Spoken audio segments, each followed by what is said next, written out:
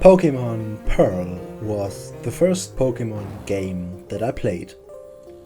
The fourth generation, with its vast routes and terrains to explore, was the perfect game to get lost in, to wonder about the big mysteries that can be unraveled, and to experience the cold and somewhat wondrous lands of Sinnoh.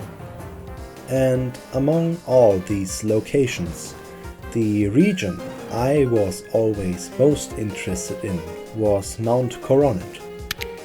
It is not hard to understand why.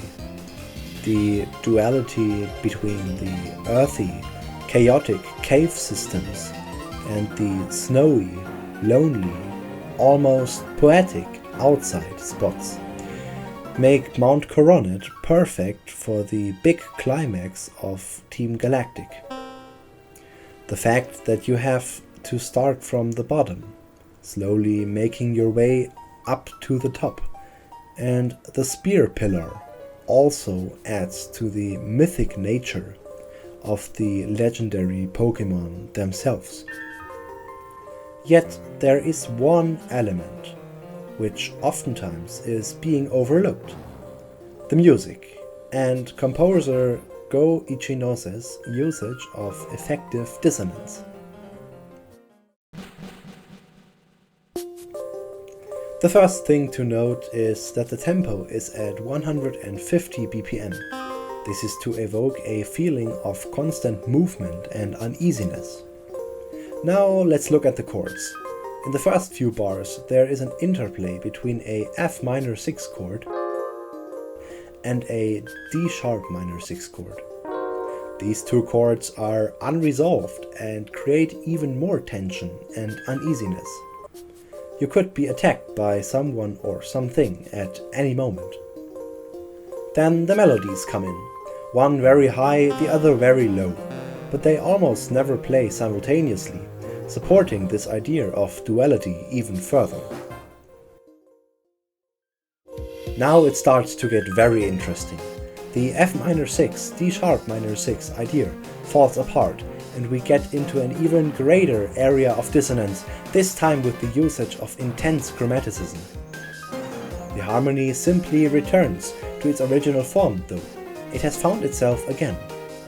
On top plays a chaotic melody with grace notes building up to the next section. Gone are the basic chords, replaced now with pure dissonance in form of a major 7th interval in the bass. F5 chords make room for greater interpretation with the melody. The next section is hinting towards a great chromatic finale with cascading diminished chords. But this is not what we've expected. Instead of a big, bombastic climax, only cold and mystical diminished 7th chords ring out. Despite the many trainers and despite your Pokemon, you are still alone up there, having to survive battle over battle, to look upon the gods of space and time themselves. It is obvious to say that while writing the music for Pokemon, Ichinose was heavily influenced by jazz music, hence the rich chords and irrational time signatures, that he was also inspired by the great romantic piano composers Chopin and Liszt. After all, his tracks have a very piano-esque structure to them, with lots of improvisation and rhythm. Pokemon would not be Pokemon without its music. With the possibilities given to the Game Freak soundtrack team, they created an 8-bit OST that not only makes us feel nostalgic about the past, but also supports the ongoing story in a lyrical fashion.